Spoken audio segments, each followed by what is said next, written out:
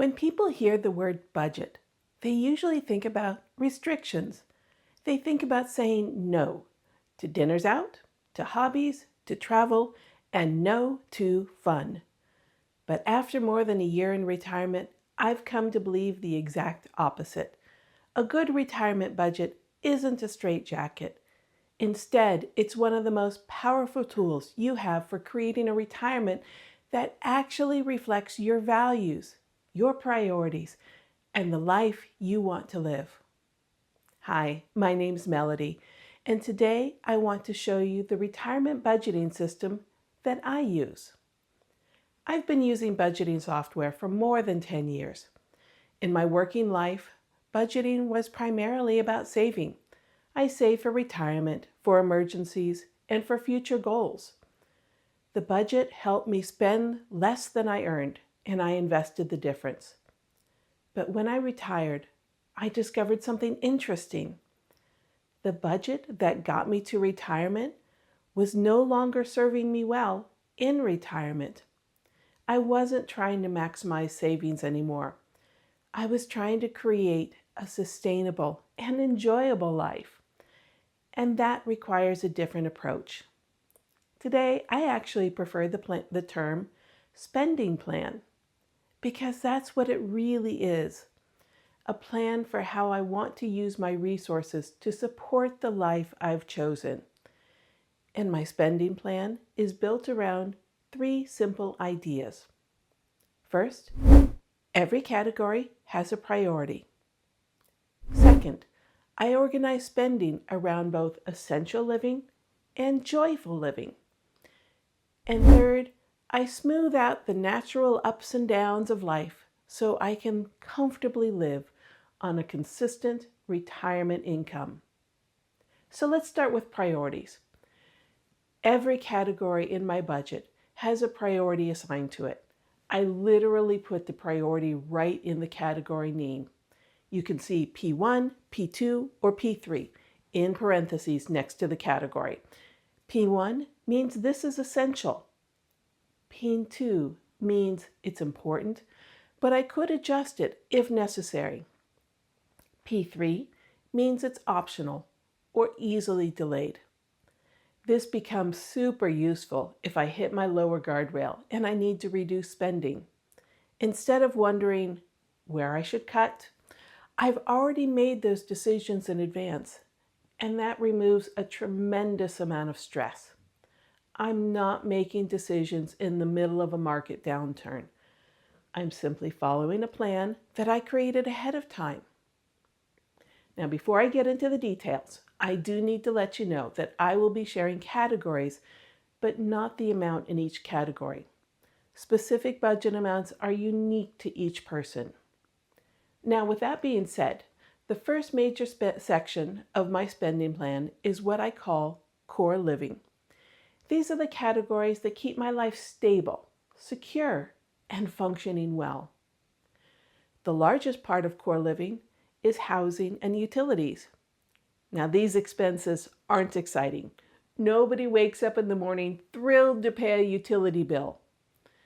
But these categories provide a comfortable home from where I can enjoy retirement. And that stability allows everything in my life to flourish. The next category is groceries and household expenses. Groceries are P1 because eating's fairly important. I haven't found a way around that one. I also have a miscellaneous household category that I classify as P2. Next is transportation, which includes gas, vehicle registration, and auto insurance. I also have a category for maintenance that I classify as P2. Not because maintenance isn't important, but it gives me some flexibility in timing if I ever need it. This is also a good time to let you know that I treat a lot of my categories as sinking funds. For example, I pay my car insurance every 6 months, and hopefully I don't have repairs every month, so I plan an annual amount for categories like these and put in 1/12 of that amount each month. It rolls over month, That way, the money is there when I need it and is not a shock when that bill comes due. Next is insurance. My philosophy about insurance is that I insure for things that I cannot afford to self-insure. In other words, I insure against risks that could seriously impact my home, my health, or my wealth. Insurance works best when it's protecting you from catastrophic risks, not every inconvenience in life. The next group is health and wellness. Health and dental insurance are P1. Long-term care insurance is also P1. I know this one is controversial. I carry it because my late husband died of a long-term illness that required significant caregiving. It was horrible, and it deeply impacted my life for many years. I don't ever want to put my children in that position. If I need the help, the insurance will be there, and we can supplement that with my investments as needed. My gym membership is P2. I value it enormously, and it is helping me get healthier and more active in retirement. But if circumstances required adjustments, it isn't as essential as maintaining health insurance coverage. My other core living group is my catch-all for any basic expenses that were not captured in the other groups. This group tends to be more adjustable than the other core living groups, but I still consider them important parts of my life. Now, once the foundation is covered, I move to something much more interesting, what I call daily passions. These are things that aren't strictly necessary for survival, but they contribute enormously to the quality of life. And I think this is where many retirement budgets are incomplete. People spend a lot of time planning for housing, healthcare, taxes, and insurance. Those things matter, but they sometimes forget to intentionally fund the things that make retirement enjoyable. For me, one of those categories is my fur babies. Anyone who has pets understands this immediately. Food, treats, veterinary care, and all the little expenses that come with caring for animals are not just expenses to me. They support something that brings comfort, companionship, and joy into my everyday life. For someone else, daily passions may look completely different. It could be golf, an RV, a boat, a vacation home, or very expensive hobbies. The specific activity doesn't matter. What matters is recognizing the things that genuinely enrich your life and giving them a place in your spending plan. Also, since this is a category group, it generally reflects a higher cost area with multiple subcategories. Next is the joyful living group. This is where I intentionally fund the parts of retirement that make life richer, easier, more meaningful, and more fun. I have a category for my hobbies so I can buy whatever is needed for my next project. I have a category for fun money, and this is money with no specific job other than making life a little more enjoyable. Maybe it's a book or a small splurge. Maybe it's something I wasn't planning to buy, but that brings a smile to my face. And then there is family and friends experiences. One of the things I've learned in retirement is that relationships deserve intentional investment. This category helps fund outings and special activities and the kinds of shared experiences that create memories.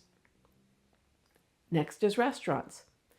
Not because I eat out constantly, but because sometimes it's nice to meet a friend for lunch, to celebrate a special occasion, or to simply enjoy a meal that somebody else cooked.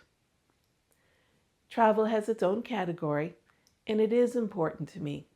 It gives me new experiences, new perspectives, and wonderful memories. By funding it gradually throughout the year, I can enjoy trips without feeling like they're disrupting the rest of my financial plan. I also have categories for Christmas and gifts. These allow me to celebrate holidays, give thoughtfully, and be generous without creating stress when those occasions arrive. Giving to charity has its own category as well. There are causes and organizations that matter to me, and I want my spending plan to reflect those values. And then there's a category that some people may find surprising: house cleaning. Now, years ago, I probably would not have considered that part of joyful living, but retirement has taught me something important. Sometimes spending money isn't about buying more things. Sometimes it's about buying back time, energy, or peace of mind.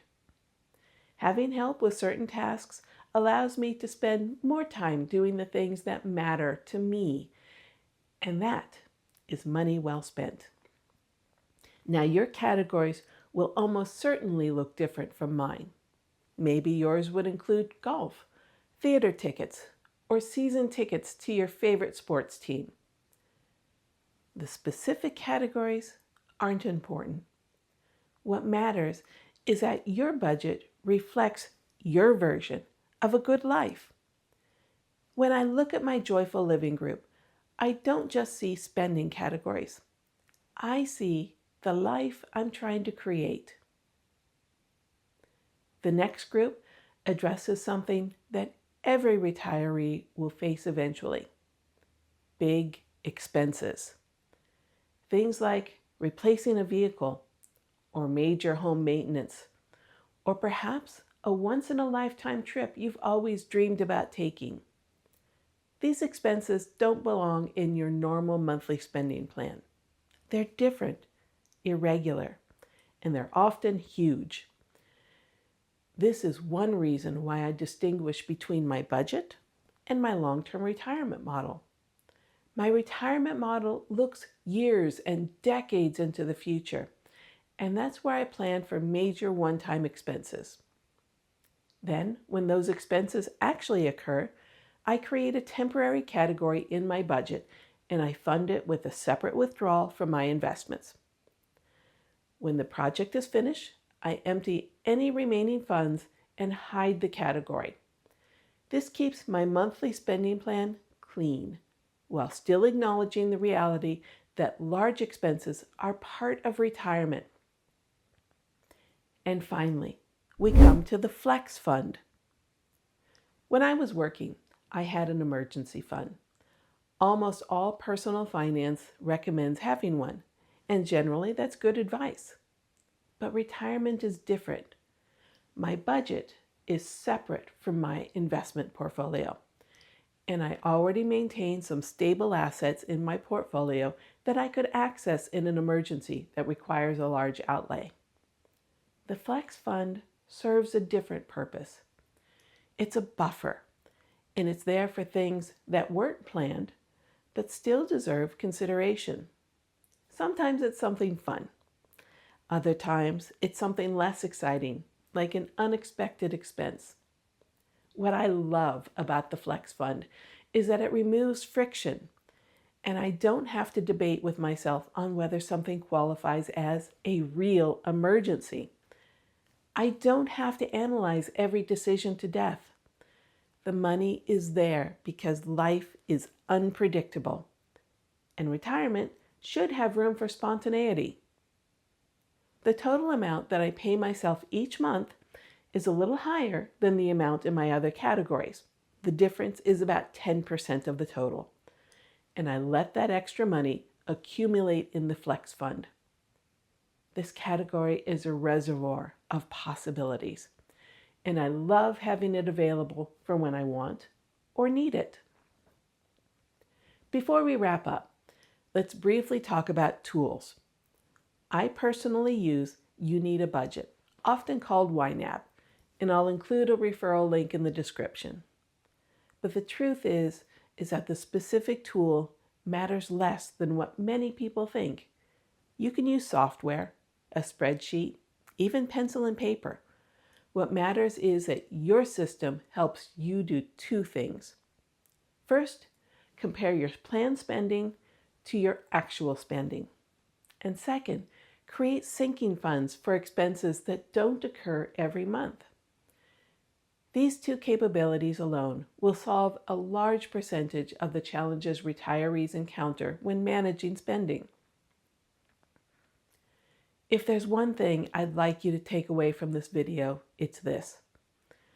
A retirement budget isn't about restriction. It's about intention. It's about making sure your money supports the life you want to live. It's about creating stability where you need it and flexibility where you need that. And it's about making room for joy. Thank you so much for spending time with me today. If you enjoyed this video, please consider liking and subscribing. And until next time, take care and have fun on your retirement journey.